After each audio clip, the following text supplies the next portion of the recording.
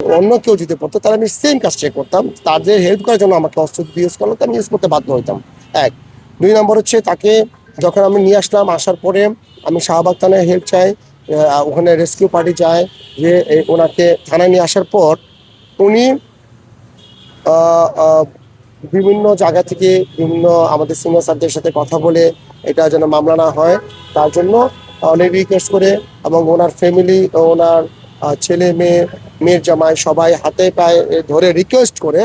যে প্লিজ এই মামলা দিয়ে না, আমাদের ফিউচার নষ্ট হয়ে যাবে, তার ফিউচার। যখন আমি তাকে অ্যারেস্ট করে থানায় নিয়ে যাই, তখন দেখা যাচ্ছে এক মুহূর্তে দেখা যাচ্ছে যে আমাদের সিনিয়র ছাত্রের সাথে কথা বলে, এবং আমার যে মানে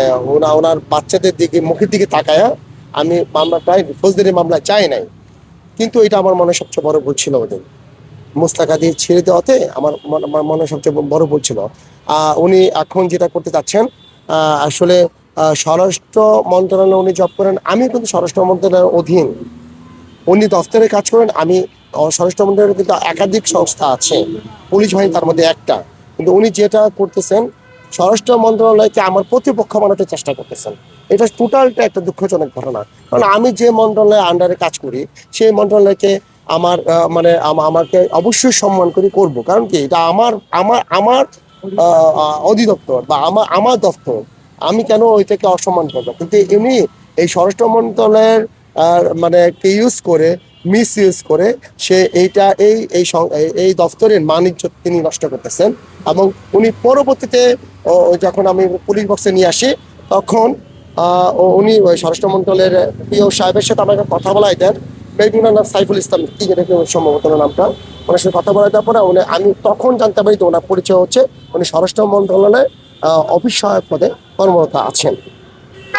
তখন আমি ওখানে পরবর্তীতে থানা আনার সাহায্য করে আমি ওখানে ওসি স্যার ছিল, ওসি তদন্তের স্যার ছিল জাহাঙ্গীর আলম স্যার, এবং আমি ডিসি মাসুদ স্যার ছিল, ডিসি মাসুদ স্যারের সাথে আবার ফোনে কথা বলে, এটা আমার সিনিয়র স্যারের সাথে কথা বলে, যেহেতু এটা একটা ভিডিও হয়েছে বা হয়েছে বলে, দুই পক্ষে একসাথে যদি করা হয় মিউচুয়াল হয়ে গেলে প্রবলেম হবে না। তো আমি এই জন্যই যেহেতু উনি মাপ চেয়েছেন, মাপ মহত্বের গুণ, সেই কথা চিন্তা করে আমি যেহেতু ওনার বাচ্চা আছে, ওনার ফ্যামিলি আছে, এই কথা চিন্তা করে আমি এটা মাফ করে দিয়েছিলাম ওনাকে। ঠিক আছে, ওকে, একটা মুস্তাকে দিয়েছে কি ফিউচারে উনি কথা দিয়ে গেছেন যে উনি আর করবেন না। কিন্তু এখন মানে আমি আসলে কি এখন যে অবস্থাটা হচ্ছে যে আমি আসলে ওনাকে ওই দিন আমার মনে হয় ফৌজদারি মামলাটা করা উচিত ছিল আমার আমার এখন যেটা মনে হচ্ছে, কারণ উনি বিভিন্ন জায়গায় বিভিন্ন কথা ছড়াচ্ছে বা বিভিন্ন রকম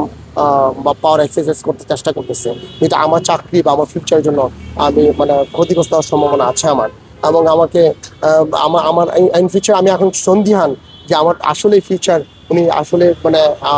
কোনো এক অদৃশ্য কারণে আমার ফিউচার না স্পাইল্ড আউট হয়ে যায়। উনি যেভাবে আমাকে থ্রেট দিয়ে গেছেন বা করতেছেন, এখন উনি যাওয়ার পর থেকে যেভাবে করতেছেন, আমি খুব সন্দিহান যে আসলে আমার ইন ফিউচারে উনি পুঁজি দেওয়া প্রত্যক্ষ বা পরোক্ষভাবে কোনোভাবে আমার ক্ষতি করে ফেলে নাকি, এটা নিয়ে আমি সন্দিহান।